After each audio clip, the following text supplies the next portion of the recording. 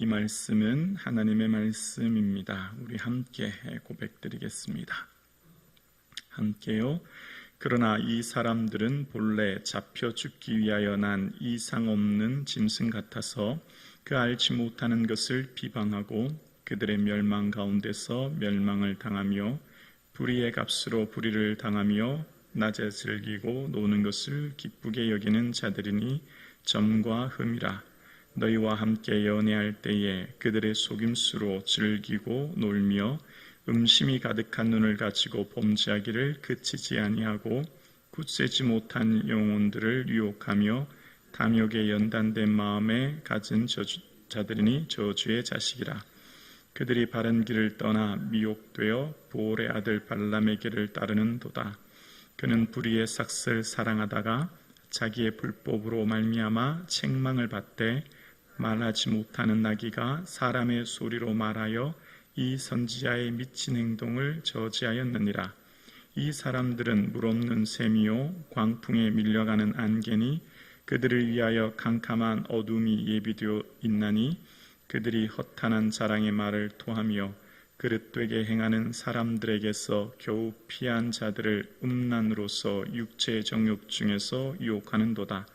그들에게 자유를 준다 하여도 자신들은 멸망의 종들이니 누구든지 진자는 이긴 자의 종이 됨이라. 만일 그들이 우리 주 되신 구주 예수 그리스도를 알므로 세상의 더러움을 피한 후에 다시 그 중에 얽매이고 지면 그 나중 형편이 처음보다 더 심하리니 의의 도를 안 후에 받은 거룩한 명령을 저버리는 것보다 알지 못하는 것이 도리어 그들에게 나으니라.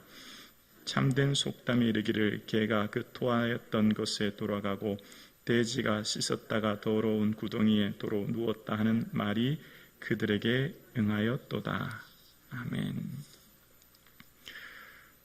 여러분, 죄란 무엇일까요? 죄는 자기 숭배입니다. 자기 자신이 우상이 되는 겁니다. 자기 자신이 인생의 주인이 되어서 내 마음대로, 내 뜻대로, 내 하고 싶은 대로 하는 자기 숭배가 죄예요. 그래서 디모데후서 4장처럼 쾌락 사랑이를 하나님 사랑하기보다 더하는 것, 그것이 죄이죠. 오늘 본문이 그것을 전체적으로 드러내는 내용입니다. 거짓 선지자 이단의 특징은 자신이 주인이 되어 자신의 본성을 따라 살아가는 자신을 숭배하는 사람들, 하나님이 주신 이 이성을 무시하고 자신의 본성에 좋은 대로 쫓아 살아가는 사람들을 말한다고 베드로 사도는 말하고 있는 겁니다. 그러니까 복음의 가치를 훼손하고 복음을 자신의 탐욕을 채우는 도구로 사용하는 자들이 거짓 선지자들의 특징이다라고 이야기하는 겁니다. 그래서 오늘 본문 12절 보면 그러나 이 사람들은 이러고 시작하고 있죠. 이 사람들이 바로 거짓 선지자들인 이단인데요. 이 사람들이라고 시작하는 이 12절 그리고 15절 그들이 같은 말이죠. 또 17절에도 이 사람들은, 또 20절에도 만일 그들이로 시작하면서 거짓 선지자들의 특징에 대해서 이야기하면서 초대교회 성도들에 해당해서 반면교사를 삼도록 이들의 가치에 휩쓸리지 않도록 이야기하고 있는 겁니다.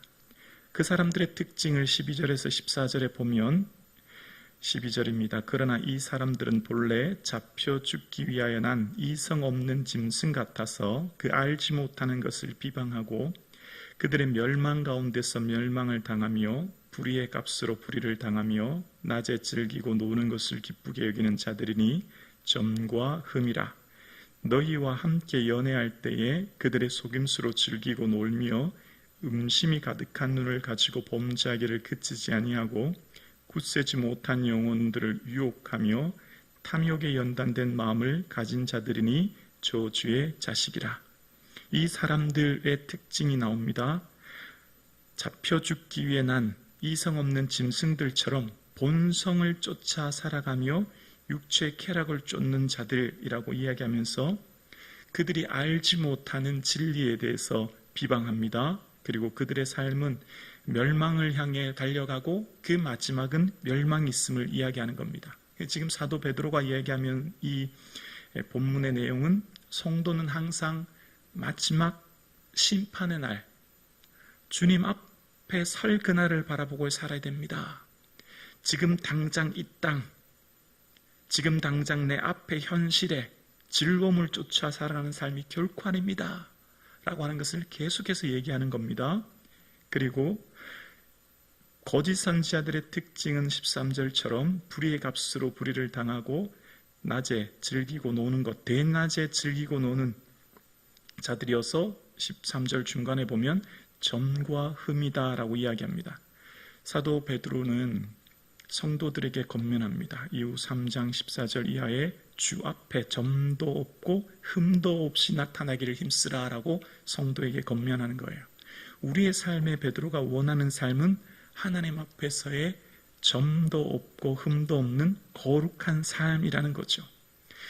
우리의 삶은 결국 하나님 앞에 서게 될 텐데 이 땅에서의 불의의 값을 쫓아서 대낮에 즐기고 그들과 함께 교제하며 연애할 때에 오히려 그들을 속여서 탐심, 음심이 가득한 눈을 가지고 육체의 본성을 쫓아 살아가서 아직 신앙이 연약한 자들을 무너뜨리고 유혹해서 살아가는 자들, 그래서 그들을 향해 14절 후반절에 보면 저주의 자식이라 라고 이야기합니다. 얼마나 무섭고 두려운지 몰라요. 이렇게 본성을 쫓아 살아가는 거짓 선지자들은 결국 저주의 자식들이라고 이야기하면서 이들과 다른 거룩한 삶, 성화의 삶을 살기 위해 몸부림쳐야 됩니다.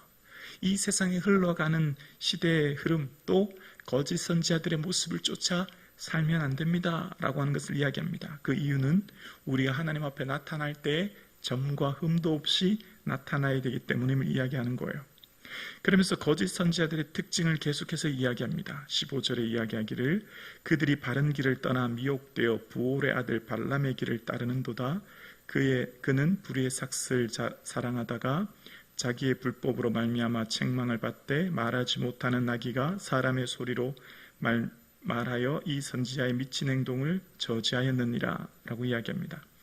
거짓 선지자들은 바른 길을 떠나서 과거 거짓 선지자인 발람의 길처럼 행하는 자들이라고 얘기하면서 발람의 길의 특징은 재물에 대한 탐심에 빠져 살았던 거짓 선지자의 모습을 이야기합니다. 개인의 탐심을 쫓아 살았던 자, 하나님의 뜻을 짐승, 나귀보다 더 알지 못했던 무지하고 어리석은 자였음을 이야기합니다. 그래서 이런 사람들을 베드로는 굉장히 과격하게 계속해서 얘기합니다. 조금 전에 저주의 자식이라고 얘기했고 이번에는 미친 행동이다 라고 표현을 계속하고 있는 겁니다.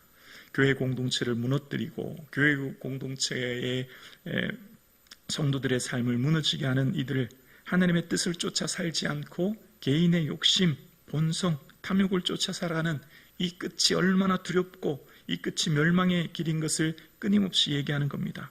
그래서 거짓 선지자들의 그 마지막은 결국 무엇인지를 17절, 18절, 19절 이야기합니다. 이 사람들은 물 없는 샘이요 광풍에 밀려가는 안개니 그들을 위하여 캄캄한 어둠이 예비되어 있나니 그들의 허탄한 자랑의 말을 토하며 그릇되게 행하는 사람들에게 겨우 피한 자들을 음란으로서 육체의 정욕 중에서 유혹하는도다. 그들에게 자유를 준다 하여도 자신들은 멸망의 종들이니 누구든지 진 자는 이긴 자의 종이 됨이라 라고 이야기합니다. 거짓 선지자의 그 마지막은 뭐라고요?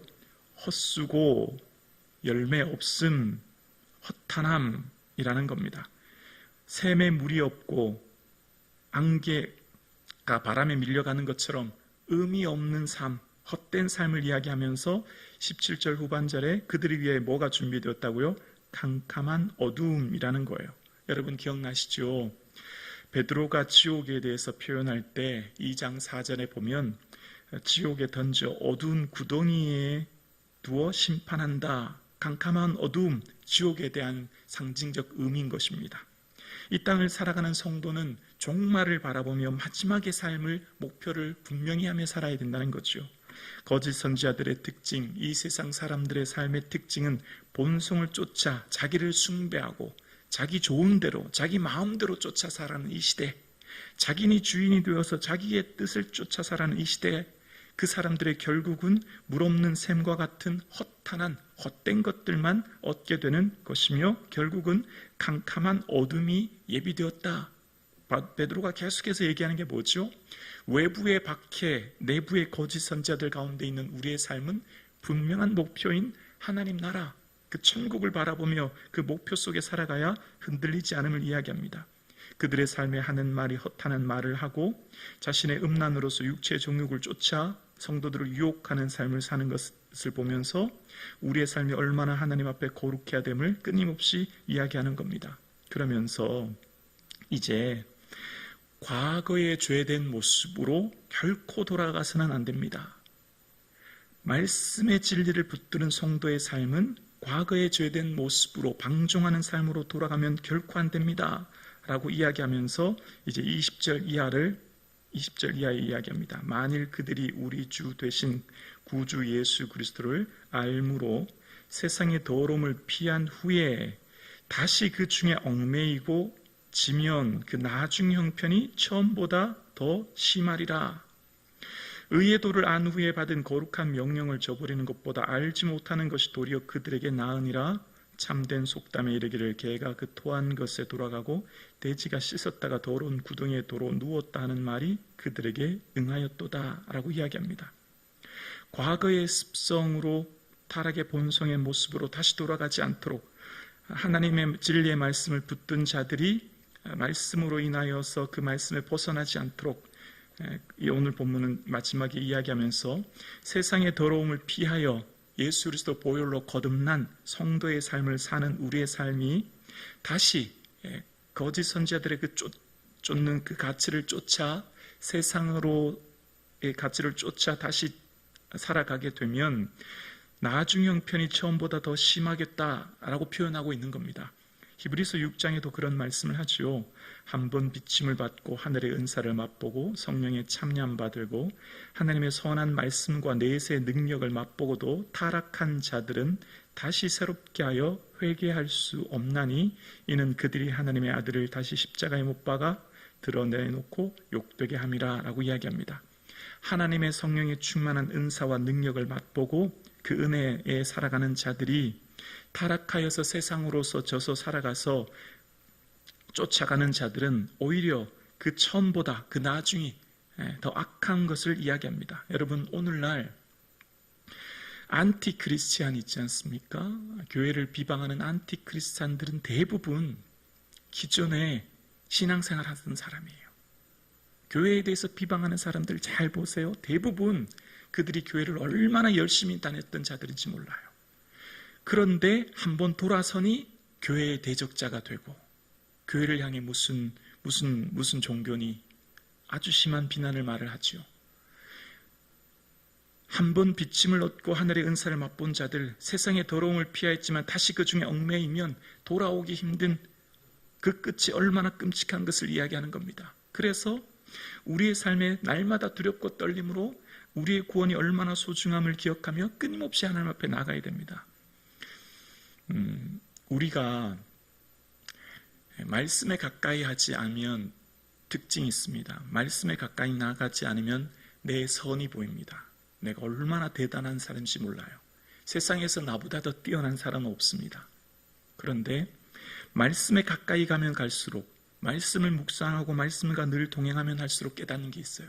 내 악이 보이는 겁니다. 내가 얼마나 악한 자인 것을, 내가 얼마나 내 안에 악이 가득한 것을 깨닫게 되는 거예요. 예수님과 인격적인 교제와 동행이 일어나야만 되는 겁니다. 사도 바울의 삶의 특징을 아시죠? 다메섹 이전에는 자신은 박해자였어요. 왜 박해자였죠? 내가 가장 선했거든요. 내가 가장 의로웠거든요. 나는 바리새인 중에 바리새인이었고 율법으로는 흠이 없는 자였거든요. 그래서 뭐만 보였죠? 남들의 허물만 보이는 거예요. 내 눈에 있는 들보를 보지 못하고 남들의 잘못만 보는 거예요. 저 사람은 이게 잘못했고 저 사람은 저게 틀렸다. 내가 선하고 의롭다고 보이는 거예요. 그러나 예수님을 인격적으로 만난 이후에 어떻게 되었죠? 빚진 자가 되는 겁니다. 나는 예수님 앞에 나는 죄인 중에 개수요 나보다 큰 죄인은 없다. 나는 죄인이요 다른 사람은 다 의롭게 보이는 거예요. 나보다 더 큰 죄인은 없는 거지요. 그래서 빚진 자로 사는 겁니다. 이방인들도 유대인들도 모두가 내가 빚졌기 때문에 그들에게 복음을 전하고 그들에게 돌을 던지고 매를 맞고 심지어 그를 죽이려고 해도 괜찮아요. 나는 이미 빚진 자이기 때문에. 이게 특징입니다. 말씀을 끊임없이 묵상하면 뭘 알게 되죠? 내가 얼마나 점과 흠이 많은 자임을 깨닫게 되어지고, 그래서 내가 주님 앞에 늘 회개하며 돌이켜야 될 것을 알게 되는데, 말씀을 가까이 가지 못하고 깨어있지 못하고 기도하지 못하면 세상에서 내가 제일 의롭게 되죠. 그래서 자기를 숭배하게 돼요. 내 마음대로, 내 뜻대로, 내 생각대로 살게 됩니다. 그래서 오늘도 우리는 주 앞에 나온 것입니다. 우리의 걸어가는 길이 진리이신 예수 그리스도를 닮도록, 예수님을 더 가까이 함으로 예수님 앞에 받은 은혜가 얼마나 큰지를 알게 돼요. 내가 빚진 자요, 내가 주님 앞에 가장 큰 죄인 중에 교회 수임을 알아 내가 이웃과 공동체를 품고 변화시키는 삶을 살도록 이야기하는 겁니다.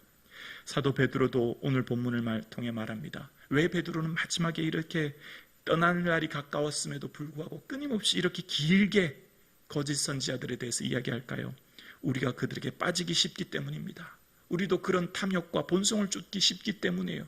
그만큼 주의하지 않으면 아차하는 순간 우리도 멸망의 길로 빠질 수밖에 없기에 다시 얽매이고 지지 않도록 우리의 삶을 경고하며 경종을 울리는 것이죠. 개가 토한 것에 돼지가 씻었다가 돌아 누웠던 것에 가는 어리석은 처럼 삶을 살지 않도록, 썩어가는 구습을 쫓아 살지 않도록 오늘 본문은 이야기합니다. 오늘도 사랑하는 성도님, 말씀 붙들고 말씀으로 나를 비추어 더욱더 거룩한 성화의 삶을 살 수 있기를 주의 이름으로 축원합니다.